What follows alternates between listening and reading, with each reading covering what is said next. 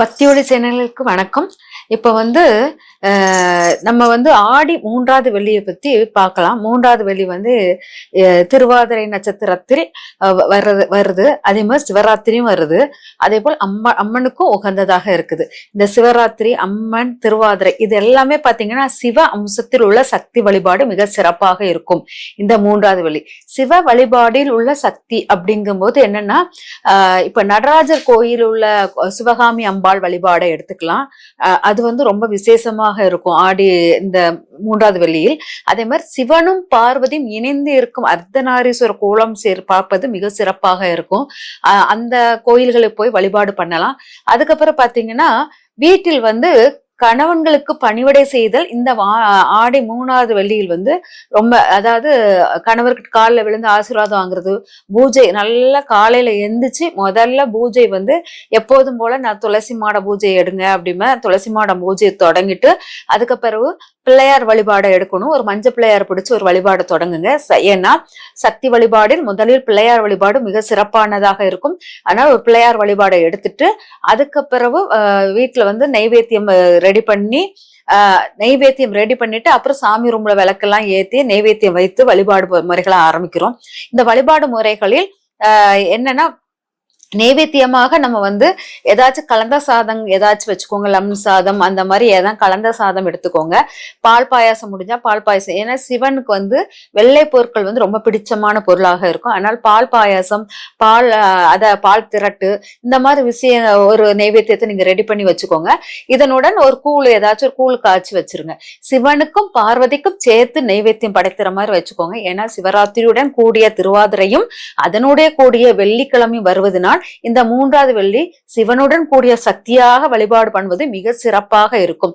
இதனுடன் ருத்ராட்சமும் சேர்த்து ருத்ராட்சத்தை நல்லா நைட்டு தண்ணியில ஊற போட்டுட்டு அதையும் வழிபாடு வில்வ இலைகளுக்கு நடுவில் ருத்ராட்சத்தை வைத்து அது பக்கத்தில் விளக்கேற்றி வைத்துட்டு அப்புறம் நம்மளுடைய சக்தி தேவி வழிபாடையும் எடுத்து கொண்டு வந்தீங்கன்னா நம்மளுக்கு இங்க ரொம்ப சிறப்பான இந்த வெள்ளிக்கிழமையாக அமையும். இந்த நைவேத்தியம் எல்லாம் வச்சுட்டு பூஜை எல்லாம் முடிச்சுட்டு அப்புறமா கணவன் வரும் வரைக்கும் அன்றைய ஒரு பொழுதாவது கணவன் உண்ட பிறகு அவர் உண்ணும் தட்டில் உண்பது மிக சிறப்பாக இருக்கும். இது கணவன் மனைவியுடைய அந்யோன்யத்தை ரொம்ப அதிகமா இருக்கும். இந்த மூன்றாவது வெள்ளி கணவன் மனைவி ரொம்ப எந்த வீட்டில் கணவன் மனைவி பிரச்சனைகள் விவாகரத்து வரைக்கும் போறது, அதுக்கப்புறம் எதுக்கெடுத்தாலும் சண்டை சச்சரவுகள் வர்றது, இது எல்லாமே குறைக்கக்கூடிய வெள்ளி இந்த மூன்றாவது வெள்ளியில் இருக்குது. அதனால இந்த மூன்றாவது வெள்ளியில் நல்ல மங்களகரமான மஞ்சள் கலர் புடவையை கட்டிட்டு நல்ல விரதங்கள் இருந்து தலை நிறைய பூக்கள் வைத்து சேர கட்டிட்டு வீடு ஃபுல்லா நல்ல சாம்பிராணி போக பத்தி எல்லாம் கமல வைத்து மல்லிகைப்பூ எப்படியாச்சும் சேர்த்துருங்க. தலையிலும் பூஜை ரூம்லயும் மல்லிகைப்பூ சேர்த்துருங்க.